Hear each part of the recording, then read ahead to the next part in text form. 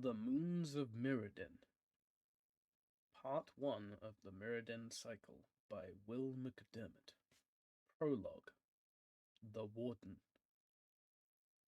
Memnarch stood in the guardhouse and watched Khan and Jessica leave. It was a strange phenomenon. One moment they were there, and the next moment they were gone. It was as if the world had folded over and passed them by in an instant. In that instant, Memnarch was alone. A metal man alone in a metal world. A cold and sterile world. Memnarch looked around at Argentum, Khan's world. It was beautiful. It was perfect, like an equation that had been solved to the very last decimal place. But the mathematician had moved on to a new problem, leaving Memnarch to tend to the theorems and keep all the formulas in place. "Now I am the warden," said Memnarch, as he walked from the guardhouse and surveyed the palace grounds. "Let's see what this world has to offer." The metal man was awed by the size and intricacy of the palace.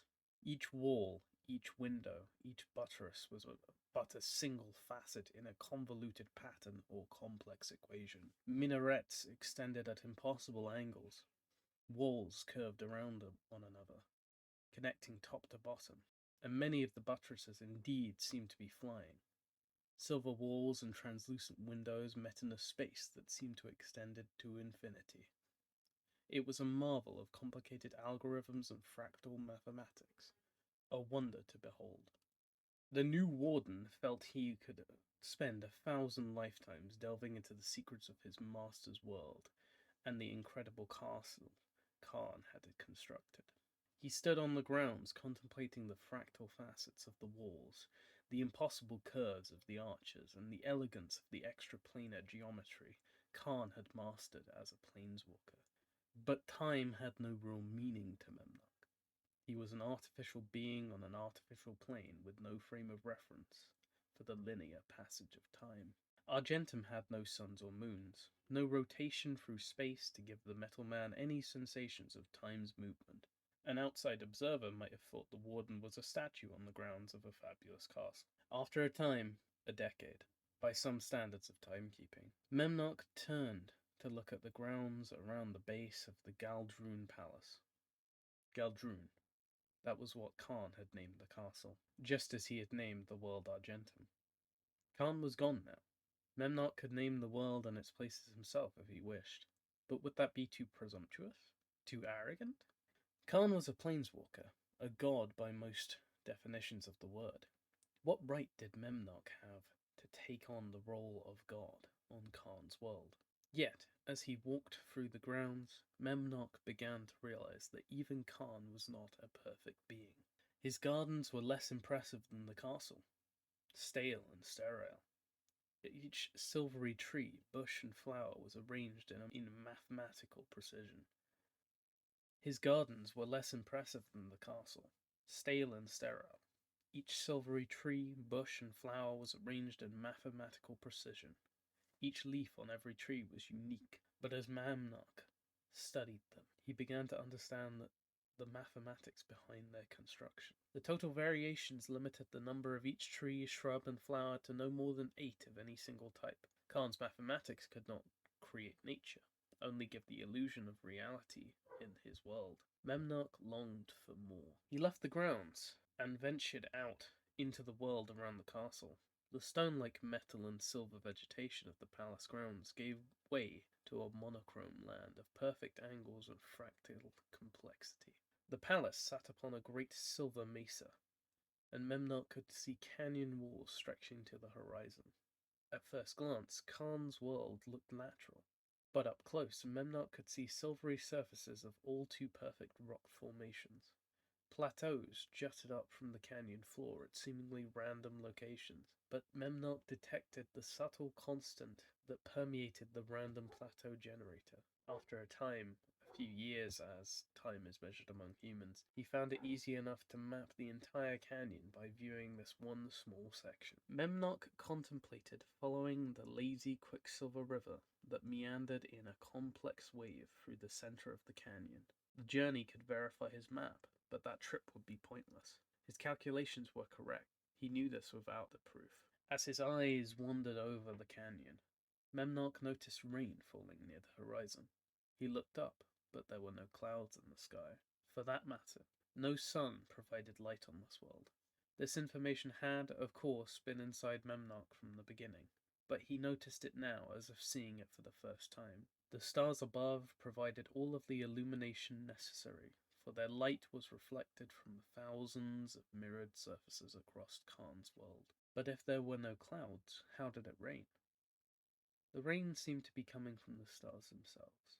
Memnarch studied the stars, as he had studied the castle and the canyon. He stared at them and meditated on their creation. Another decade passed as Memnarch puzzled through their data, imparted to him by Khan, and reconciled it with the observed physical details. This time he had precious little information. The stars were not randomly dispersed through the heavens according to a formula. They were random, as were their movements. The stars did not revolve around the world. 1 year's observation proved that. They moved haphazardly as if they were under their own power. The effect was subtle, and Memnarch noticed only because of the intellect that Khan had imparted him. Memnarch was sure of one thing, as he stood, mesmerized by the subtle dance of the stars through Argentum's sky. These pinpoints of light were not created by Khan. They were living creatures, like that of which Memnarch had never seen on Dominaria. "Where did Khan find you?" he asked the sky. Memnarch still had the memories of all that he had seen on Dominaria in his previous life. He had not thought of that life since Khan had recreated him as the warden of Argentum. Finding living creatures on this sterile, mathematically perfect world had brought back a flood of images. Memnarch had once been a mirrored ball, a perfect sphere, the most basic geometric shape and thus the most stable, or so Khan had thought. Memnarch had been Khan's eyes and ears on Dominaria. A century after the invasion was turned back from that world, the invasion that turned Khan into a planeswalker, the Silver Golem had sent a probe there, a probe called the Mirari. That had been Memnarch's first life. Spherical or not, the Mirari had been flawed. Power leaked out, infecting those around it with delusions of grandeur. Much strife and death had resulted from the Mirari's influence on the people of Ataria, where the Mirari had landed. Memnarch let those memories flow through his mind and felt grief. He was no longer the cause of that trouble. He was a different being now. No longer just a probe. He had free will, given to him by Khan, so he might better handle the power of this body. Nevertheless, an uneasy feeling stirred in Memnarch that he was responsible for the chaos brought about by his presence on Dominaria. As he stood, watching the subtle chaotic movements of the star creatures, Memnarch couldn't help but think that the rest of Khan's well-ordered world could be improved upon, with the addition of just a little more chaos. Khan was wrong to omit Dominaria's influence in the creation of this world, he observed, as he returned to the palace grounds. Yes, there had been death and destruction on Dominaria. Perhaps Khan was right to turn his eyes from that world. But Dominaria held many wonders as well. Memnarch recalled lush green forests. He had visited multi-hued coralled cities beneath the waves and rust-coloured mountains topped with snow that threatened to overtake an azure sky. He had travelled across vast plains of grasses and grains that stretched from horizon to horizon, and he had seen people of bronze and black and blue and tan. As the Mirari, he had chronicled creatures of every shape and hue. That world had been alive and colourful. Certainly, he thought, the people of Ataria were ultimately responsible for the destruction and wars I inspired as the Mirari. But people also create life, and that is what is missing from Argentum. Without life, this world is a dead place. A beautiful, dead world. Would it be so dangerous to bring some of that world here? Would not the mathematical perfection of Khan's new world be enhanced by the introduction of the best elements of his old world? Memnarch couldn't help thinking that this stale and monochrome world needed a splash of colour, a small infusion of life, just a little uncertainty to take the hard edge off of its fractal facade. There are so many other worlds that Khan's probes explore, said Memnarch as he reached the door to the palace. Why stop at emulating their features? I have an entire multiverse at my disposal. All of Khan's research and data is stored within these walls. He brought the star creatures here from somewhere. Perhaps I can learn how to send probes up and bring other creatures here as well. I can remake this world into a living, breathing, vibrant world. As Memnarch was about to push open the door to the palace, he noticed a black smudge inside the guardhouse. What could that be? Asked the metal man. An imperfection in the perfect world? We can't allow that. Memnarch entered the guardhouse and bent down to wipe up the oily spot. The slick liquid transferred easily onto his silver finger. He then spread the oil around between the finger and thumb until it disappeared. There, said the warden. Now, to work. It is time I put my mark on Argentum. A sudden thought flashed through Memnarch's mind. Argentum is a terrible name for this land, he said to himself. He had no idea where this thought had originated, for it spread quickly through his entire matrix. But it seemed so right that he couldn't deny it. Another idea germinated inside of him. I shall name this world after myself, he exclaimed. After my previous life, as well as my new life. I shall name it MIRRODIN. Memnarch began to hum as he entered the castle. The oil had already insinuated itself inside the warden's psyche, but there was time enough later to exert control. For now it must divide and grow, divide and grow. That was the first rule of any organism, especially one that has been created as a weapon. For what seemed an eternity, the oil has lain dormant, waiting to be unleashed upon a new world. The war for which it had been created had long since passed, but when a pair of travellers came, it awoke again and followed them to this new, this pristine world. Divide and grow. Divide and grow. That was the first rule. Divide and grow until the oil infused the entire world. There was time enough for contamination and control later. For now it must simply divide and grow. Chapter 1. The Tangle. Glyssa halted and raised her hand to stop Kane behind her. The two elves crouched at the edge of the terrace and scanned the verdigris foliage for signs of the Vorak. Glyssa ran her metallic claws through her hair to push the long black strands behind the points of her ears. They had been tracking the beast through the tangle all morning, and from the heavy breathing coming from behind her, Glyssa knew that Kane was beginning to tire of the hunt. It's tiring, too, my friend, she said in a whisper as she bent over the jagged edge of the terrace, careful not to scrape metal on metal as she leaned on her forearms. Glyssa peered over the edge. The dull green outcropping below was jagged and uneven, jutting out of the metallic trunks in a wide semicircular landing. Narrow spires arced out here and there at odd angles from the edges. It was a typical tangled tree terrace, with one exception. It was a dead end. The beast could not have gone far. Glyssa had carefully herded it here because its only escape was down a 100-foot drop. Glyssa spied the Vorak right where she knew it would be. The beast pawed at the metal near the front of the trunk of the great tree. Wisps of steam rose from a snout into the chill air as it snorted and sniffed. Its red eyes pierced the steam, darting back, forth, looking for some way off the terrace. Glyssa knew there was no way off. The squat beast's legs were too short to jump back up to the level where she and Kane crouched, and even the beast's hard tusks and horns couldn't punch a hole through the tangled tree. The Vorak backed away from the hollow, snorted again, then scraped its hooves against the metallic terrace as it raced headlong towards the tree. When it neared the trunk, the beast tossed its head down and pushed off with its back legs to slam its side into the tree. The short horns above its legs skidded off the metal, while one curving horn high on its side caught the fold and it broke off for a moment. The beast lay dazed from the impact. Now's our chance, hissed Glyssa. Now's our chance, hissed Glyssa, as she pulled the dagger from its sheath on her thigh. Without waiting for a reply, she jumped down to the lower terrace, rolled forward to minimize the impact, and came up running towards the beast. She saw its red eyes narrow and sped up. The Vorak pushed off the trunk of the great tree and came right at Glyssa, snorting as it ran.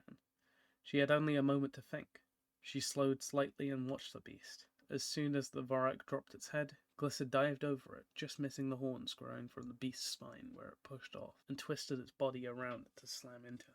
Glyssa rolled again and slashed her dagger up over her head as she landed on her back. The strike tore into the Vorak's exposed flank. A great gout of blood told Glyssa she'd hit the heart. Glyssa rolled over on her stomach and tried to push the dagger in farther, but the beast pulled away and lumbered towards the edge of the terrace, trailing blood behind it. "Stop it!" shouted Glyssa as she scrambled to her feet. Kane threw his own dagger at the fleeing Vorak, but the blade glanced off a horn and clattered to the ground. Glyssa sprinted after the beast, which showed no signs of stopping as it neared the edge. The Viridian elf lunged forward and grabbed the wounded beast by the hoof just as it passed the edge. She slammed down hard onto the green metal, bouncing forward as the Vorak's weight threatened to pull her over the edge. "Are you all right?" called Kane, as she struggled to hold onto the still thrashing beast. His voice sounded as if Glyssa were hearing it from within a deep cave. It echoed around her, and his footsteps seemed to go on forever. She shook her head to clear her senses, but then the dim light of the distant moons began to grow cold and black, and Glyssa fell away into the darkness. Glyssa opened her eyes. The dull green metal of the tangled trees had been replaced by strange brown trunks. Short green stalks with colourful, soft tops dotted the ground around her, while a golden light streamed through thousands of bright green petals above. She was bathed in light and warmth she had never known in the tangle, where the only light came from the stars in the sky and distant moons that never rose above the treetops. Still, this bright, colourful world seemed somehow familiar. Beneath her, the ground was soft and moist, and brown grit stuck to her clothes and face. Glyssa stood and brushed the stuff from her clothes and limbs. She looked down at her body and did not recognize herself. Her copper forearms had been replaced by pale, soft skin. Her metal claws were gone, and her legs were pink instead of the pale green of tarnished copper. There was no metal on her body at all. Instead, she seemed to be covered in a soft pink skin that could hardly protect her from all the rigors and rough edges of the tangle.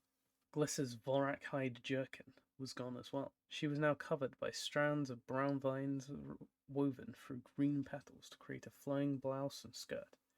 She ran her fleshy, clawless hands over the skirt, feeling the softness of the petals against the warmth of her new hands. A word came to her mind, unbidden. "Leaves," she said. There were no such things in the tangle, only metal, copper, covered by moulder, the dull green growth that tarnished all within the forest. Glyssa surveyed the strange forest, trying to find some landmarks she could recognize, but there was a remarkable sameness to this place. Every brown tree grew straight up towards the sky and branched out into myriad leaf-covered limbs in every direction. No terraces swept high in the air, no curved spires marked one's way, no luminous gel fruit hung from the trees to light the way home. There were leaves and that bright yellow light overhead. Then she saw it, an odd glow coming from through the trees. First, Glyssa thought it was the light of the blue moon, but the light was too white, and the blue moon was never that bright so low in the sky. Staring at the glowing light, Glyssa began to walk towards it. She didn't even realize she was moving until she had passed several of the weird brown trees and the glow had gotten larger. She willed her legs to stop, but no longer had control over her body. She stumbled forward through the forest, moving ever closer to the strange light. Glyssa tried to grab onto a passing tree or branch, but the rough surfaces stung her soft flesh and cut into her palms as her legs pulled her onwards. The glow loomed ahead of her. It now seemed to stretch to the tops of the strange trees. Frustrated, Glyssa raised her arms up towards the golden light streaming from the sky and screamed. As if in response, tendrils of green energy, brighter than a gel fruit, enveloped her hands and began to run up her arms. Glyssa shook her hands, trying to fling the energy away, but continued to grow and branch, just like the limbs of the trees around her. They consumed her arms and reached up her neck towards her face. Glyssa screamed again. Glyssa was back in the tangle. She lay at the edge of the terrace, the squirming Vorak's legs still in her hands. She could still hear herself screaming, even though her mouth was closed. Glyssa looked down at the wounded beast and saw green tendrils of energy coursing over her clawed fingertips. She gasped and pulled away, dropping the Vorak, which plummeted to the ground far below. The tendrils of energy remained for a moment on her claws, then discharged into the terrace. She felt a small charge of electricity run through her body. When she looked up, Kane was kneeling beside her, his eyebrows furrowed with concern. Had he seen the energy too? She dared not even ask. "I'm fine," she said to the unasked question. "Did you have another flare?" asked Kane, and offered his hand. Glyssa nodded and grabbed Kane's arm to pull herself up. But then stared at the entwined limbs as if seeing them for the first time. Her flare had felt so real that the sight of metal growing into flesh and flesh fused into metal seemed somehow unreal. Their arms glinted as the dim light of the moons reflected off their dull, supple metal. Kane's metallic skin stretched as his elbow bent, and his muscles flexed. The metal melded naturally into the soft, pale flesh of the elf's shoulder, the same skin Glessa had seen covering her whole body. Why should it seem so odd now, to see her metallic parts move that way? Why did the vision in the flare seem more normal? They've been coming more often lately, she said, finally, to cover up the awkward pause. She tried to avoid Kane's eyes, but was it the strange flare she had, or the extra tingle she had felt when she and Kane touched that kept her silent? They always do as we get closer to the rebuking ceremony, he replied, apparently unaffected. Kane led the way along the terrace. I nearly fell over on duty in front of the Tree of Tales this morning. One of the troll elders had to catch me as he entered the tree. Kane must have seen the concern on her face because he continued. They're nothing to worry about. Flares are just old memories resurfacing. The rebuking ceremony will take care of them. That's what worries me, she blurted out. The flares I've had can't be memories. I'm always in this weird forest with a bright yellow moon above, and... Her voice trailed off as she stared down at her body. It was real. The flare body wasn't. How could fleshy arms and legs be natural? And what about that energy? That had never happened before. And what? Asked Kane. Glissa leaped and grabbed the higher terrace, digging her long claws easily into the jagged metal as she thought about telling Kane the rest of it. The strange, fleshy body, the magical glow, the tendrils of energy. She shook her head.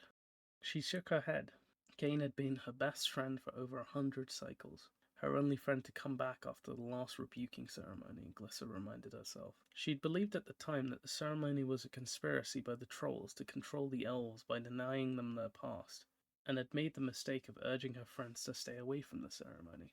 In the end, she had gone through the next ceremony just to rid herself of that memory. Most of her old friends, angry over their loss of rebuking, had shunned her, all but Kane. She made her decision. This time she would keep her thoughts to herself. Nothing, said Glissa, after standing up on the higher terrace. It was nothing, just a stupid flare, a weird, stupid flare. Internally, she continued to press for answers. If flares were old memories overflowing from the rebuked parts of the mind, why did she see a world that wasn't this one? Why did she keep seeing herself as a pale, fleshy creature in soft-hued woods? She had lived her entire life in the Tangle and had never seen anything like that world. There was definitely something the trolls weren't telling elves, but she would pursue that truth alone this time. Come on, she said. Let's get that Vorak before someone else claims our kill. He won't be good for much but stew now, said Kane. Your mother won't even need to grind up the meat. As the two warriors worked their way down to the Vorak carcass, Glissa thought about the upcoming rebuking ceremony and her decision to avoid it. She knew it was the right thing to do. She needed to retain her memories if she was ever going to find the truth about the trolls. Memories were important. Why couldn't the rest of the elves see that? But if she was going to refrain from the rebuking, she needed to learn to suppress the physical aspect of the flares.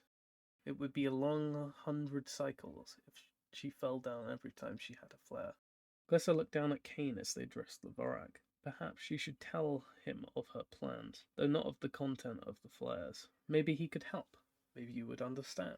Maybe he would even join her and skip the ceremony. On the other hand, he was a Telgi lad, chosen, protector of the trolls and Telgi lad, the Tree of Tales. What if he informed the troll elders of her plan?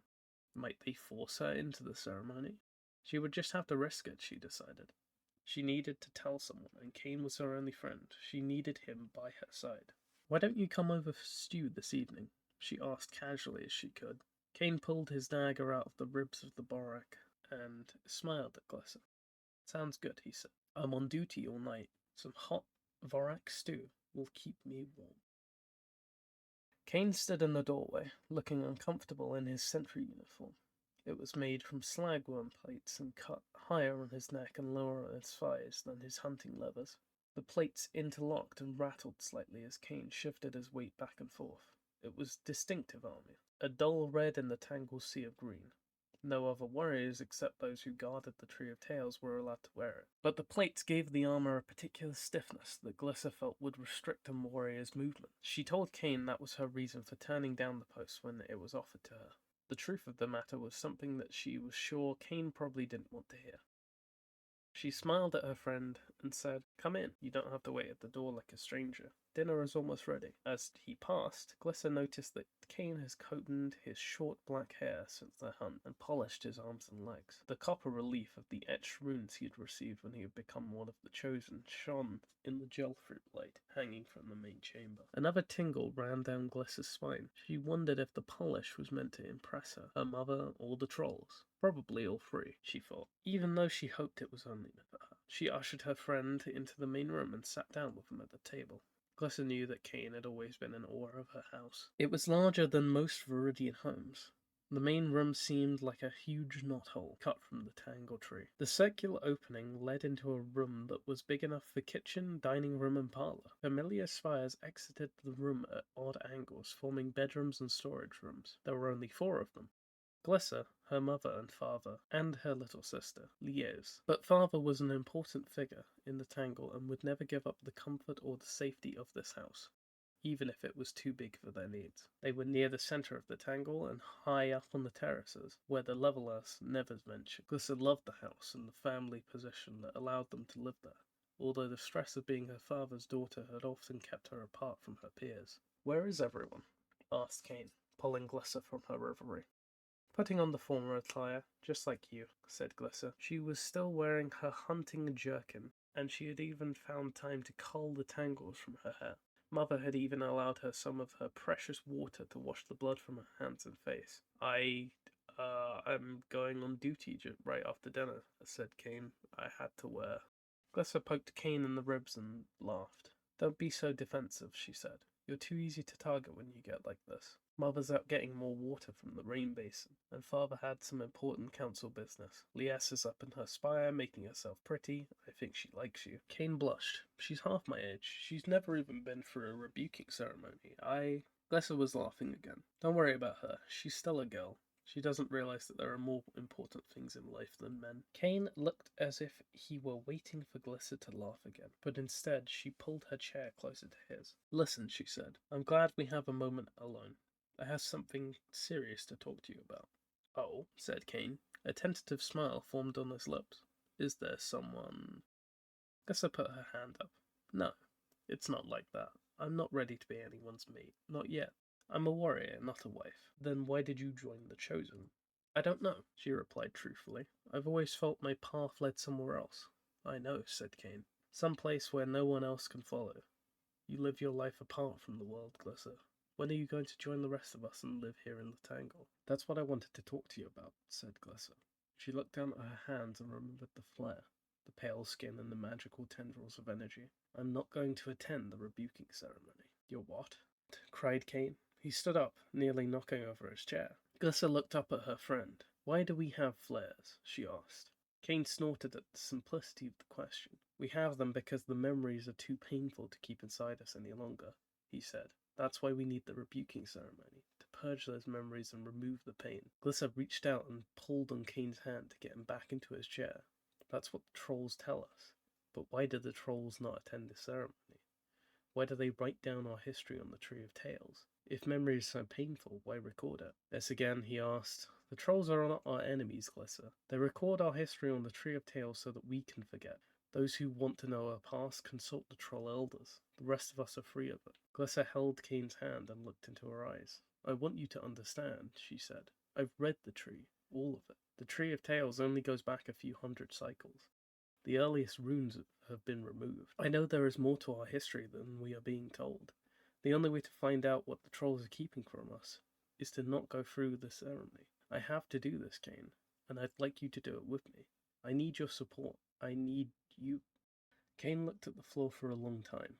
Glyssa wondered if his affection for her would not be enough to overturn a lifetime of obedience. It was not. "I cannot," he finally said.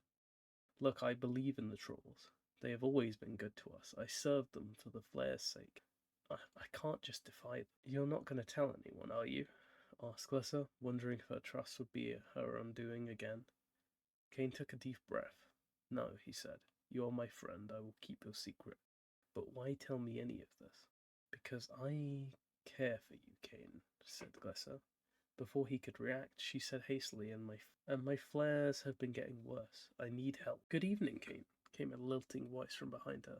Glissa stood up to see her little sister, coming from a spire room, and let out a long sigh. We'll talk more tomorrow, she said softly to Kane. I think your time is about to be monopolized. Lies was beautiful, Glissa had to admit that. She was taller than Glissa and kept her arms and legs shining brightly. The gel fruit light in the room practically glittered off her copper limbs. Glissa never bothered polishing because the moulder actually helped her blend in with the tangle trees, but Lies was no hunter, except when Kane was around. Glissa knew that if she refrained from giving into stronger feelings for Kane, she would lose her only friend to her persistent younger sister. Tonight, Lias has woven small gel fruits into her long hair, giving her radiant, almost angelic presence as she descended into the room. Yes, she's on the prowl tonight, thought Glissa. I love your uniform, Kane, said Lias, as she pulled him away from the table and into the parlour area near the door. Tell me all about the trolls. Father never talks about them. Kane looked desperately at Glissa, but luckily for both of them, her mother came back with water. Good evening, Kane, she said as she passed through the sitting area on her way to the kitchen. Dinner will be ready soon. Lias, would you please help Glissa set the table? Kane sat down and breathed a sigh of relief. Glissa stared at him for a moment. Would it be so terrible to settle down and make a home with Kane? She thought. No, it wouldn't be terrible at all. It just wouldn't be her. She could never be like Lias. There was more to life for Glissa than appearance, manners, and conformity. If she and Kane were to have a life together, it would have to be as equals, assuming he could keep up. When Glissa's father came home, they all sat down at the table. Glissa's mother poured a half mug of water for everyone, then passed around a plate of crisp moulder slugs as an appetizer, and a platter piled high with broiled slagworm steaks. Kane bit into his steak and said, I thought for certain you'd make stew from that vorak that Glissa dropped off the ledge, man. Glissa kicked at Kane's legs onto the table, but the chosen warrior had already pulled his legs from the way. I would have, replied Glissa's mother, but we've used most of our water rations already this week, and Lias hates blood stew, so I traded the carcass and an extra ration of water for these steaks. I hope they're not too dry. Kane looked down at the half-eaten steak on his plate and smiled a little sheepishly. They're wonderful, ma'am. Glissa turned to her father and asked, Did the council discuss the drought tonight, father? Her father answered between mouthfuls. Yes, we'll have to continue rationing until the stars bring us more rain. Bryn has been studying the stars and claims there are fewer in the heavens now than after the last rebuking ceremony. He says, that's why we get less rain. Do you believe that? Asked Lias. I mean, how could there be fewer stars? Where would they go? I don't know, replied her father. But each passing cycle we get less rain and the basins are dangerously low. I suggested to the council tonight that we tighten the rations even further to build up our reserves over the next few weeks. We'll need a surplus before the rebuking ceremony. The first few weeks after are always chaotic. That sounds sensible, said Glissa. What did the council say? Bryn was behind the idea, but most of the others were grumbling, replied father. They are worried about the backlash. A lot of Viridians are having trouble with the current rations. How long until the ceremony? Asked Lias. 6 weeks. Watch the moons, Lias. We see them less and less each rotation. That's why it's gotten so much darker. When the full moons don't rise at all, Viridians will head for the Radax at the center of the tangle. All Viridians but once, thought Glissa. The rest of the evening went much the same. Glissa, her father, and Kane discussed council business, the trolls, and the coming ceremony, while enjoying her mother's meal. This was part of Glissa's life that she found she enjoyed the most. The hunt was over and she could relax with her family, even Lias. Perhaps that's why she turned down the offer of joining the Chosen. Glissa didn't really know. She'd wondered about that decision for once. The position on the Chosen would give her more access to the Troll's secrets, but it had not felt right. Perhaps being one of the Chosen was not her destiny, but if not that, what? Glissa went to sleep that night with many thoughts weighing heavily on her mind. Kane, her family, the Chosen, the ceremony, and especially the strange flare. Tomorrow I'll tell Kane about the flare, she said to herself as she rolled over and closed her eyes. Maybe then he'll agree to miss the ceremony and help me find the truth about Viridian history. Sometime later, Glissa awoke, feeling that she was not alone. Mother, she called to the dark spire room. Lias? She could hear movement and thought she saw several shapes in the darkness, but her eyes were filled with sleep, and even her own hands in front of her face looked fuzzy. Glissa closed her eyes and let her warrior senses take control. There was definitely something moving through her room, several large creatures moving towards her. She reached for her dagger, but before she could find it, the closest form leaped on her bed and slammed down onto the hide covers. The pungent odor of fur filled her nose. It was huge, grasping her arms and legs, pinning her to the bed. It seemed to be all hands and fur. Glissa drew in a deep breath to scream, but the beast slapped another hand over her mouth. Or was it a second beast? How many hands did these creatures have? Glissa felt herself lifted from the bed and squirmed against her attacker's hold. She got one of her hands free and raked her claws about what she hoped was the beast's face. She heard the sound of ripping flesh, but then her hand was caught again. Before she could break free again, a bag was pulled over her head and tied at the waist, pinning her arms to her sides. She screamed, but the lever must have muffled the sound, for there was no response nor any echo inside the spire chamber. Glissa struggled to free her arms, but one of the creatures picked her up and squeezed her arms even tighter against her body. She could hardly breathe, let alone scream or struggle any more as the creature carried her down from her spire room, then